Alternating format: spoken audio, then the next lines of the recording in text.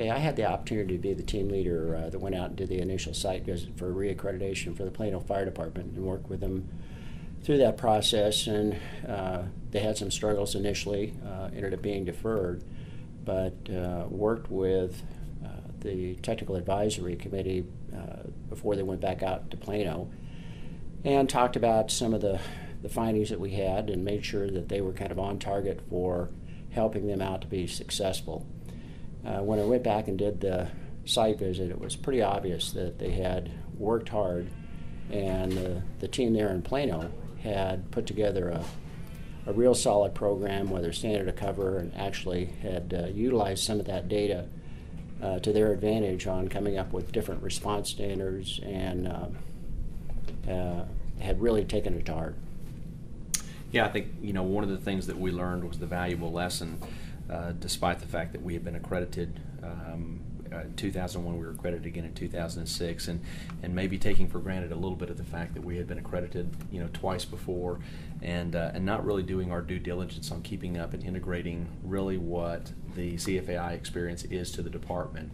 And I think what you saw on the revisit was a department who really rolled up their sleeves and took heart to the recommendations that you had provided to us to see where we could improve, not only in the development of the standard of cover and the documentation that was necessary, but really start to integrate a day-to-day process where the CFII accreditation was instrumental and influential throughout the organization, not only to me as the fire chief or our accreditation team, but for our rank and file members of the fire department at the station level and at the response level.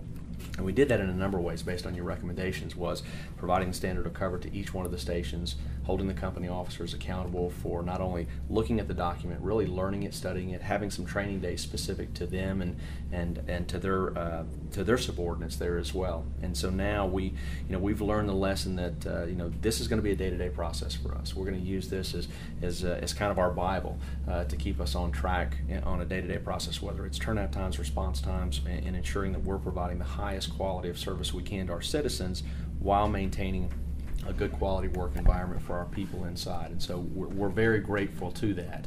And the integration into the day-to-day operations, I think, is something that we learned from this process this time, and it's going to help us going forward. Well, I know when your accreditation manager went out and provided some of that orientation and training to the company officers, it was obvious that they had really taken it to heart as well, because he kind of told me the story about one of the company officers that found a mistake. And so he said it was apparent that they had really reviewed it and taken it serious, and he was appreciative of the fact that he found the mistake, but at the same time knew that they were really looking at it and making sure that it was applicable to what they were doing.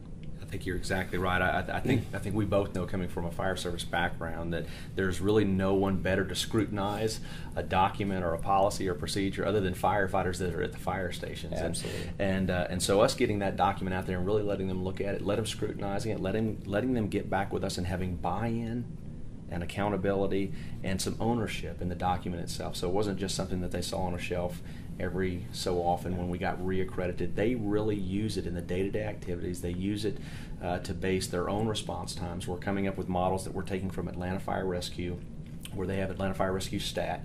We're taking that into Plano Fire Rescue now, where we're going to have battalion chiefs report every 2 weeks on their specific battalions. We're going to employ shock locks into the stations with some other data-driven mechanisms. And what we found was, really from an administrative position, me saying it's one thing, but really it's the peer-driven motivation for them to be the absolute very best. And us being able to provide them with that data based on your recommendations has become very beneficial to us.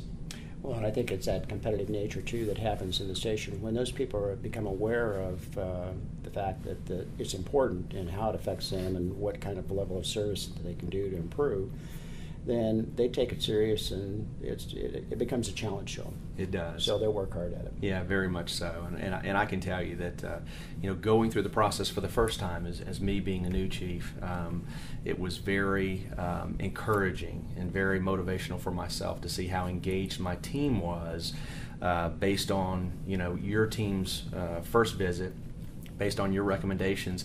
It almost became a challenge to them to say, you know, we're going to do this. We're not only going to do it a little bit. We're not going to do it just enough to get the accreditation. We're going to do it bigger and better than anybody else has ever done before. And I think personally, of course, I'm not biased. I think they've done that, and I think we'll be able to demonstrate that in our report to the commission this afternoon. Is that you know, we're not only on board with you know, meeting the recommendations, meeting the minimum criteria, but we're going to try and maximize everything we can that CFAI stands for and the excellence that is put forward by fire departments who are so privileged to have that seal on the side of their trucks, and we're one of those that I can say that it's an honor for us to carry that distinguishment.